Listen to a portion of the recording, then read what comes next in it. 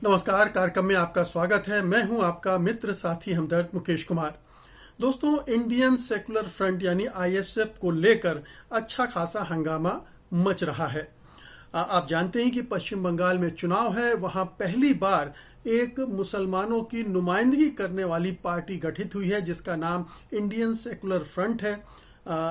पश्चिम बंगाल में एक फुरफुरा शरीफ करके जगह है जो धार्मिक स्थान है मुसलमानों का, और दूसरे धर्मों के लोग भी वहां जाते हैं। उसके प्रमुख हैं पीरजादा अब्बास सिद्दीकी। उन्होंने इस पार्टी का गठन किया है और इस पार्टी की चूंकि मुस्लिम मतदाताओं में अच्छी पैठ है, मुस्लिम समाज में अच्छी पैठ है, इसलिए इस संगठन के साथ महागठबंधन जिसमें कांग्रेस है और बहुत सारे वाम दल हैं, उन्होंने भी इसके साथ समझौता कर लिया है और इस समझौते को लेकर ही सवाल खड़े किए जा रहे हैं। एक तरफ तो कांग्रेस पार्टी के अंदर से सवाल खड़े किए जा रहे हैं। जो G23 का गुट है उसके एक नेता है आनंद शर्मा, उन्होंने इसको लेकर सवाल खड़ा किया है कि ये तो कांग्रेस के सिद्धांतों के साथ समझौता है और इस पर पार्टी के अंदर शीर्ष स्तर पर बहस की जानी चाहिए थी, उसके बाद ये फैसला लिया जाना चाहिए था।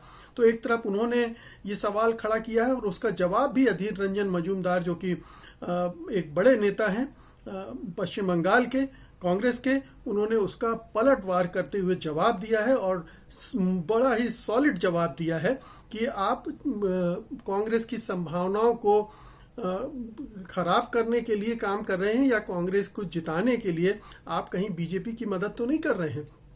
तो ये एक नोक झोंक कांग्रेस पार्टी के अंदर ही चल रही है।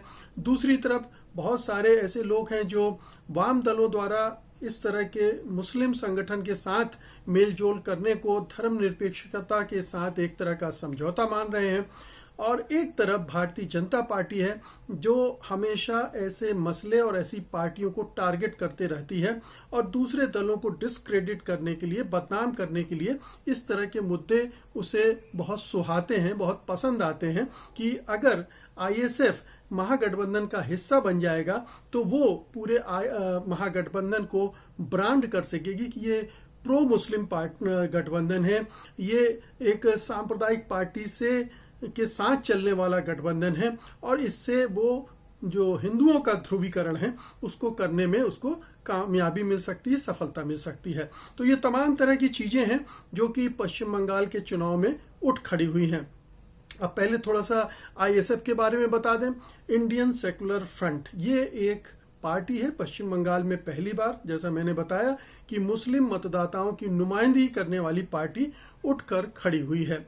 ये फुरफुरा शरीफ एक जगह है जो कि धार्मिक स्थल है मुसलमानों का, और दूसरे धर्मों के लोग भी यहाँ पर इबादत करने आते हैं, मन्नतें मांगने आते हैं, और इसका एक अपना एक प्रभाव है उस पूरे क्षेत्र में। माना जाता है कि ये जो आईएसएफ है जिसके प्रमुख अब्बास सिद्दीकी हैं, उन्होंने उनका जो असर है वो मुख्य रूप से साउथ 24 परगना, नॉर्थ 24 परगना, हुगली, हावड़ा, बर्दवान और बीरभूम जिलों में अच्छा खासा है और वहां मुस्लिम मतदाताओं पर इनका असर है। आप जानते ही हैं कि पश्चिम बंगाल में 27% के आसपास मुस्लिम मतदाता हैं, यानी पश्चिम बंगाल के चुनाव में उनका ये मुस्लिम फैक्टर बहुत इम्पॉर्टेंट मायने रखता है, बहुत महत्वपूर्ण जगह रखता है, और उन मतदाताओं को लुभाने की कोशिश तमाम दल करते हैं सिवाय बीजेपी को छोड़कर, क्योंकि उसको पता ही है कि उसके साथ जाएंगे नहीं, उसकी छवि ऐसी, उसके कारनामे ऐसे हैं कि मुस्लिम उस पर भरोसा नहीं करते हैं। पहले ये जो मतदाता थे वो वाम दलों के साथ हुआ करते थे और उनके बल पर वाम दलों का एक अच्छा आधार था। 34 साल तक उन्होंने शासन किया, हालांकि केवल मुस्लिमों के समर्थन के बल पर नहीं बल्कि उनकी पैठ गरीब, आदिवासियों, किसानों, मजदूरों, उन सब में थी। वो 34 साल का शासन 2011 में ढह गया था। तब से टीएमसी ने मुस्लिम मतदाताओं को अपने से जोड़ दिया और फिर उसकी जीत का सिलसिला चल रहा है, जो इस बार ऐसा लगता है कि उसको चुनौती मिल रही है, क्योंकि अब तीसरा मोर्चा खड़ा हो गया है और तीसरा मोर्चा ज्यादा आक्रामक ढंग से बीजेपी का मुकाबला कर रहा है। टीएमसी और ममता बनर्जी के बारे में सब जानते हैं कि वो एनडीए में रह चुकी हैं, बीजेपी के साथ काम कर चुकी हैं और उनका कोई भरोसा नहीं है कब वो जाकर फिर बीजेपी से मिल जाए, चुनाव बाद फिर एनडीए का हिस्सा बन जाए। इसलिए ये एक मौका है महागठबंधन के लिए जब मुस्लिम मतदाताओं को जोड़ सके। अब राज्य की जो मुस्लिम राजनीति है उसमें पिछले कुछ समय में कुछ और बदलाव आए हैं। जैसे जो असदुद्दीन ओवैसी साहब हैं, उनकी पार्टी भी उस चुनाव मैदान में कूद रही है। बिहार में वो कूदी थी और 5 सीटें जीतने में कामयाब हो गई थी और तब से उसके हौसले बुलंद हो गए हैं। और ओवैसी साहब फुरफुरा शरीफ के अब्बास सिद्दीकी से भी मिले थे, उनके साथ भी वो गठबंधन करने की कोशिश कर रहे थे ताकि मुसलमानों के वोटों को एकजुट किया जा सके और उसके बल पर अपनी ताकत बढ़ाई जा सके। लेकिन कोई भी मुस्लिम नेता जो राजनीति को ठीक ढंग से समझता है और वो चाहता है कि बीजेपी और उसके हिंदुत्ववाद को काउंटर करना है, तो अगर वो मुस्लिम आधारित संगठन या पार्टी लेकर चलेगा तो उसकी एक सीमा है, क्योंकि उन मुस्लिम मतदाताओं का प्रभाव कुछ ही चुनाव क्षेत्रों में है। पश्चिम बंगाल की 50-60 सीटों में वो एक ऐसी हैसियत रखते हैं जहां जनादेश को प्रभावित कर सकते हैं, परिणामों को प्रभावित कर सकते हैं, लेकिन बाकी जगह नहीं है। और ऐसे ध्रुवीकरण जो बीजेपी कर रही है उसमें तो और भी नुकसान हो सकता है। तो उस लिहाज से फुरफुरा शरीफ के अब्बास सिद्दीकी ने आईएसएफ बनाकर एक समझदारी वाला काम किया। और ये आईएसएफ केवल मुसलमानों का संगठन नहीं है, उसमें उन्होंने दलितों को भी जोड़ा है, आदिवासियों को भी जोड़ा है। इसमें उनके भाई नौशाद जो हैं वो पार्टी के चेयरमैन हैं।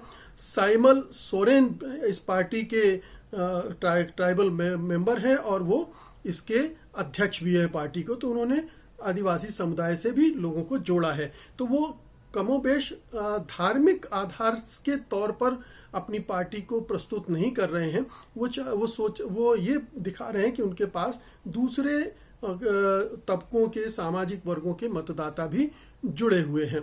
तो ये एक उन्होंने एक कोएलिशन समाज का एक सोशल इंजीनियरिंग करने की कोशिश की है और उसका लाभ मिल रहा है उनको। तो ये एक चूंकि एक बड़ा फैक्टर है पश्चिम बंगाल के चुनाव में, इसलिए महागठबंधन के जो प्रमुख साझीदार हैं, चाहे वो सीपीएम हो या लेफ्ट पार्टीज हो या फिर कांग्रेस, इन सब ने ये सोचकर कि ओवैसी के जो ध्रुवीकरण की वजह से नुकसान हो सकता है महागठबंधन को और बीजेपी उसका फायदा उठा सकता है, उसको नकारने के लिए, उसको खत्म करने के लिए उस प्रभाव को आईएसएफ के साथ गठबंधन करना ठीक होगा। और अगर ये राजनीति के लिहाज से देखें तो इसमें कोई गलत नहीं है, क्योंकि आईएसएफ कोई जिहादी संगठन नहीं है, कोई कट्टरपंथी फंडामेंटलिस्ट संगठन नहीं है, धार्मिक संगठन है। उसकी छवि उस तरह की नहीं है। ये और बात है कि मीडिया में बैठे लोग जिन्होंने तबलीगी जमात को भी उसी तरह से प्रस्तुत किया था, मुसलमानों की छवि उसी तरह से बनाने में लगे रहते हैं। और बीजेपी तो सारे मुसलमानों को देशद्रोही मानती है। तो ऐसे में एक दुष्प्रचार अभियान जरूर चलेगा और चलाया जा रहा है कि आईएसएफ जो है वो एक सांप्रदायिक संगठन है, जबकि बीजेपी तो बहुत बड़ा सांप्रदायिक संगठन है। उसका पूरा एजेंडा ही संप्रदाय पर आधारित है। उसकी पूरी पॉलिसीज, उसका पूरी विचारधारा और पूरे लक्ष्य और साथ में उनकी जो भाषा है वो पूरी सांप्रदायिकता से सराबोर रहती है। तो एक सांप्रदायिकता का सिरमौर दूसरी किसी पार्टी को ये इस तरह से इशारा करे तो ये बात जमती नहीं है। बहरहाल आईएसएफ इस चुनाव में इस तरह का रोल निभाना चाहता है और उसका इन पार्टियों के साथ गठबंधन हो चुका है। ये जरूर है कि सीटों के बंटवारे को लेकर अभी बातचीत चल रही है। 30 सीटें मांगी थी आईएसएफ ने, घटकर अभी ऐसा लगता है कि 10 से 15 सीटों के बीच में कोई समझौता हो जाएगा। 8 सीटों का फैसला हो चुका है, कुछ सीटों के बारे में बातचीत चल रही है। नंदीग्राम की सीट भी आईएसएफ ने मांगी थी, शायद उसको मिल जाएगी। नंदीग्राम से आप जानते हैं शुभेंदु अधिकारी के खिलाफ ममता बनर्जी ने चुनाव लड़ने का ऐलान किया है। तो अब ये वहां भी चुनाव लड़ना चाहते हैं। इसमें उस सीट पर चूंकि कोई ऐसा उम्मीद नहीं है महागठबंधन को, कोई ऐसा कैंडिडेट नहीं है उनके पास, तो ये सीट उनको देने में कोई दिक्कत पेश नहीं आएगी। तो ये आईएसएफ अपनी इस भूमिका को इस चुनाव में इस तरह से प्रस्तुत कर रहा है और आगे चलकर जाहिर है कि धीरे धीरे उसका प्रभाव भी बढ़ सकता है।